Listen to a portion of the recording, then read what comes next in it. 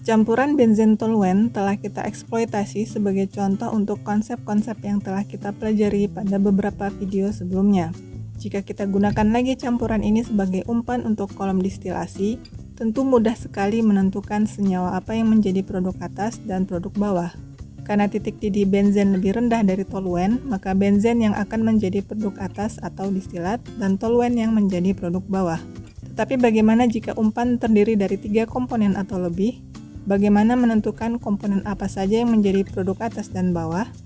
Untuk menjawab pertanyaan ini, kita gunakan contoh proses pemurnian butana yang juga biasa disebut sebagai proses debutanizer. Umpan untuk kolom debutanizer ini terdiri dari 12 komponen mulai dari C2 hingga C9. Untuk menentukan susunan produk atas dan bawah, pertama urutkan komponen penyusun umpan dari titik didih yang paling rendah hingga yang paling tinggi seperti ini. Kedua, bagi komponen-komponen umpan menjadi produk atas dan bawah berdasarkan spesifikasi produk yang diinginkan. Karena tujuan dari proses pemisahan ini adalah untuk memurnikan butana, maka kita dapat membagi daftar komponen ini menjadi 2 dengan garis pembatas di bawah komponen NC4 ini.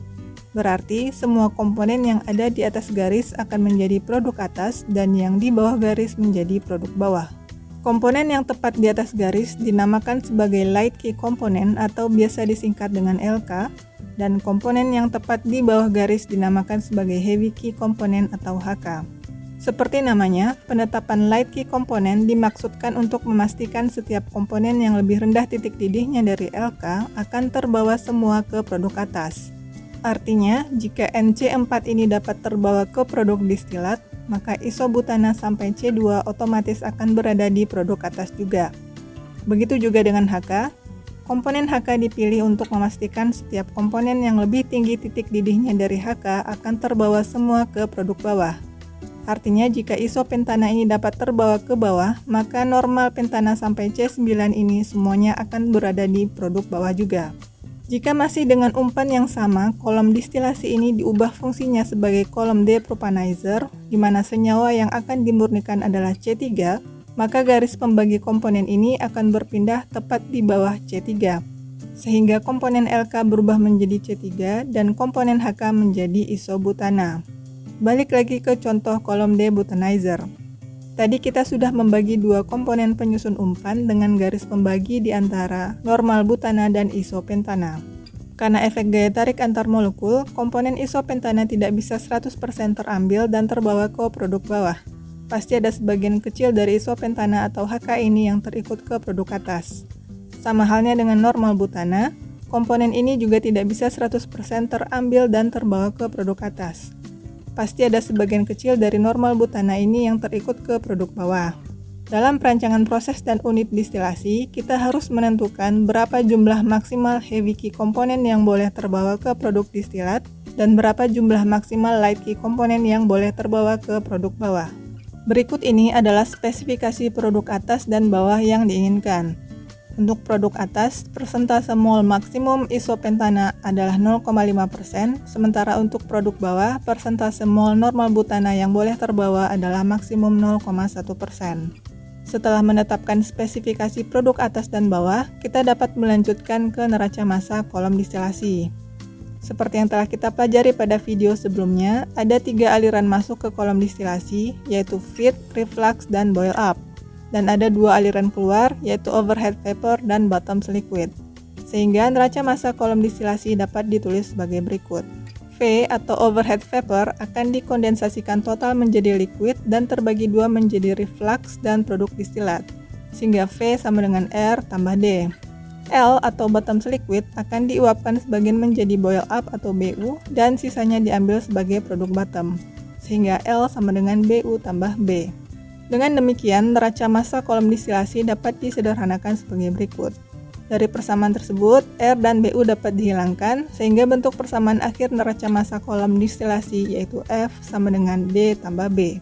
Dari informasi spesifikasi feed dan spesifikasi produk distilat dan bottom, maka komposisi produk distilat dan bottom dapat kita hitung dengan langkah-langkah sebagai berikut. Pertama, turunkan persamaan jumlah mol produk distilat dan bottom.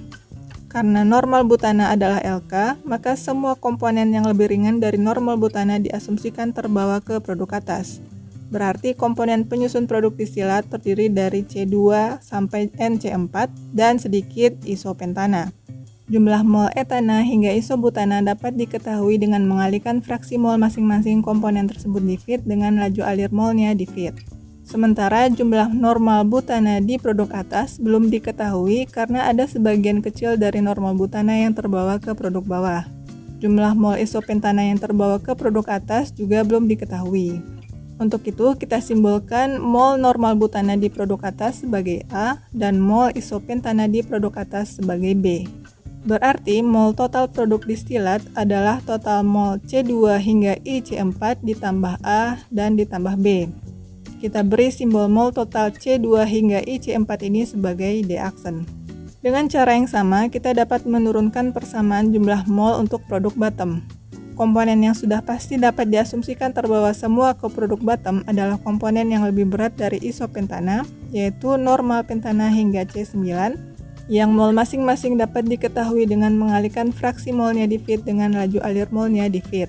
Jumlah mol normal butana di produk bawah pasti adalah hasil pengurangan jumlah mol normal butana di feed terhadap jumlah mol normal butana di produk atas, yaitu dalam contoh ini 39,552 dikurang A. Begitu juga dengan isopentana, jumlah molnya di produk bawah dapat diekspresikan seperti ini, yaitu 18,8501 kurang B. Dengan begitu, mol total produk bawah dapat ditulis seperti ini. Kita beri simbol mol total NC5 hingga C9 ini sebagai B aksen. Dari spesifikasi produk diketahui fraksi mol isopentana di produk atas adalah 0,5% atau 0,005, di mana nilai 0,005 ini diperoleh melalui persamaan berikut yang bisa kita ekspresikan juga seperti ini.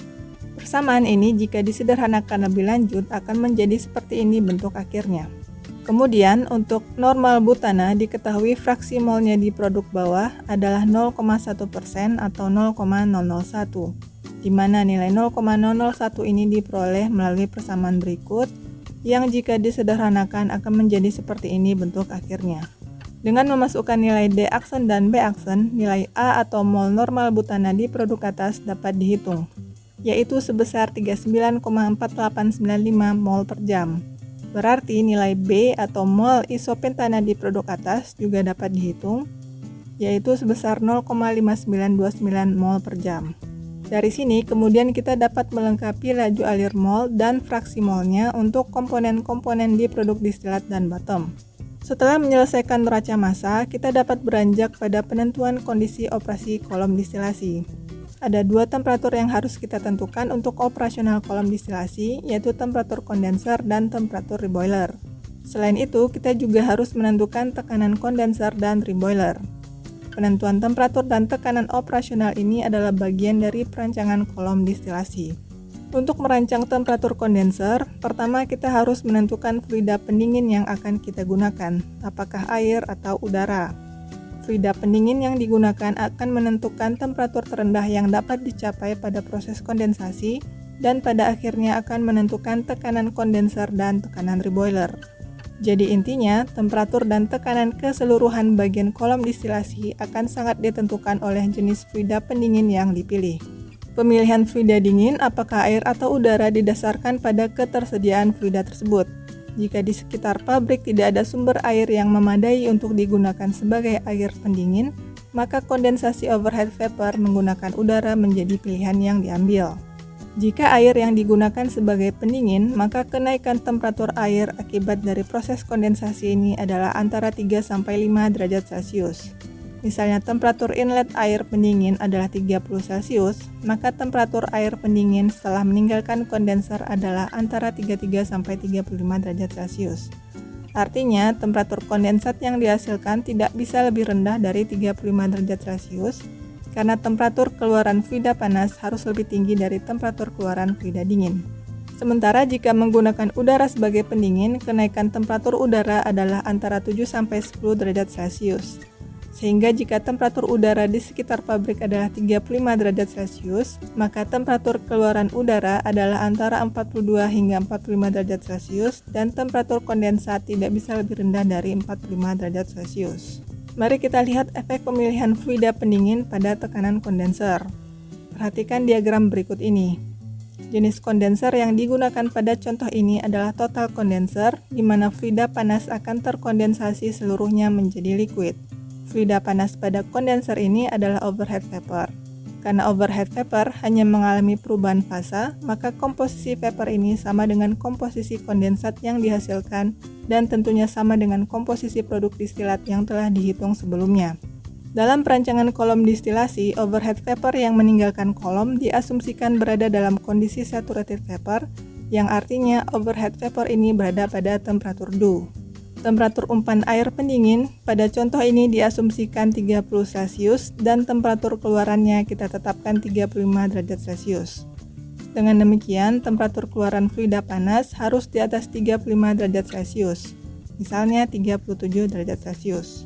Fungsi dari kondenser ini adalah mengubah fase overhead vapor yang tadinya saturated vapor di temperatur dew menjadi cairan jenuh atau cairan yang berada di bubble point-nya. Artinya, 37 derajat Celcius yang telah kita tetapkan sebagai temperatur kondensat ini adalah temperatur bubble-nya. Dari sini, karena komposisi dan temperatur bubble aliran kondensat ini telah diketahui, maka selanjutnya kita dapat menghitung tekanan kondensat ini yang juga merupakan tekanan kondenser. Menghitung tekanan pada temperatur bubble yang telah diketahui lebih sederhana dan tidak perlu trial menggunakan tool Gaussic. Kita tinggal menghitung nilai tekanan uap murni masing-masing komponen di produk distilat, lalu kalikan dengan fraksi molnya untuk mendapatkan tekanan parsial. Kemudian jumlahkan tekanan parsial tersebut untuk mendapatkan tekanan total sistem. Untuk contoh ini, dengan komposisi produk distilat yang telah dihitung sebelumnya dan temperatur bubble 37 Celcius, maka didapat tekanan sebesar 7,9 atm. 7,9 atm ini disebut sebagai tekanan bubble atau tekanan jenuh. Artinya, produk distilat dengan komposisi ini akan berada pada temperatur bubble-nya di 37 derajat Celcius jika campuran berada pada tekanan 7,9 atm. Dengan demikian, tekanan di kondenser juga harus 7,9 atm.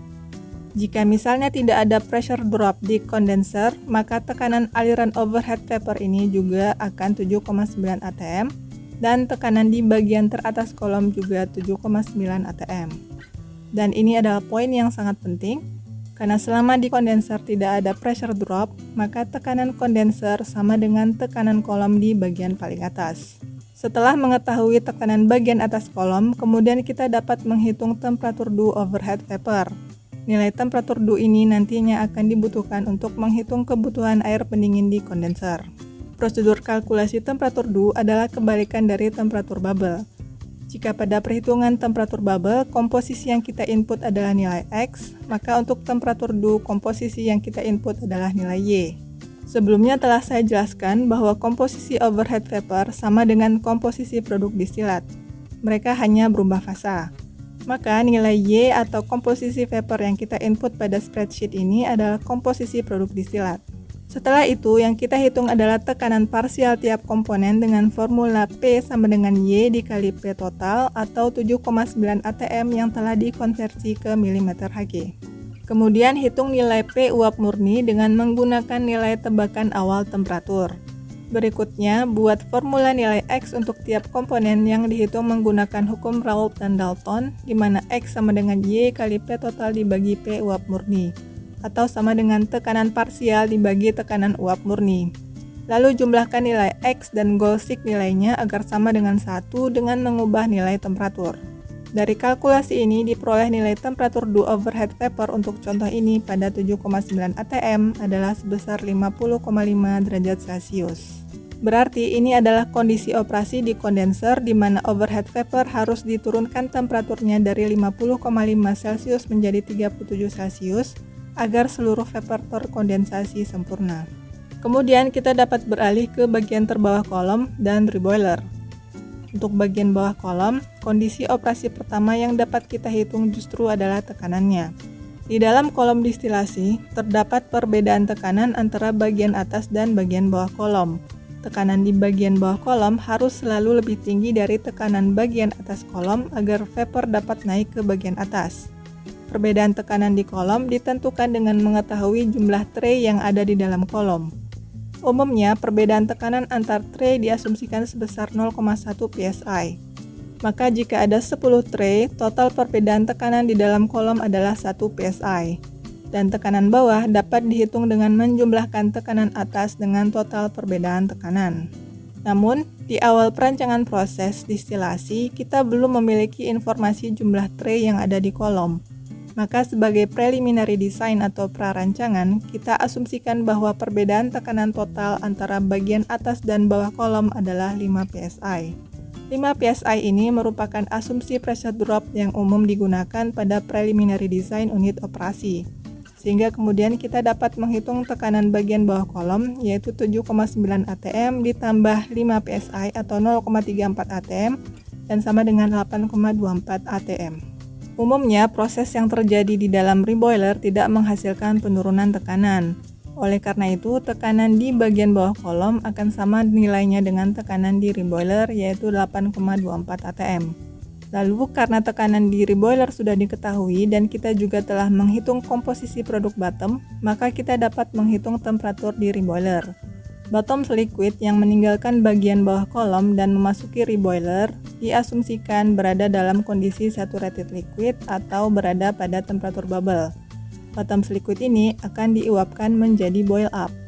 Dengan demikian, reboiler paling tidak harus diset pada temperatur di atas temperatur bubble bottom liquid, namun di bawah temperatur dew, agar campuran liquid berada di daerah 2 fasa.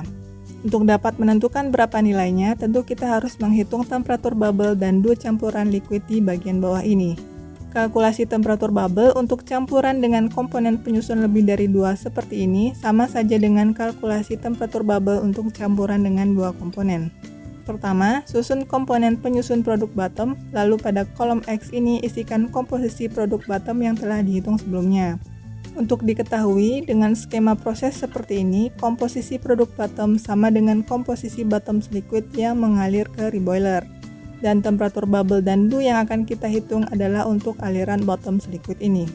Oke, setelah kolom X terisi, isikan nilai tekanan yang untuk contoh ini dalam mm Hg dan tebakan awal temperatur misalnya 100 Celcius. Setelah itu, isikan formula tekanan uap murni dan tekanan parsial untuk tiap komponen. Lalu jumlahkan tekanan parsial.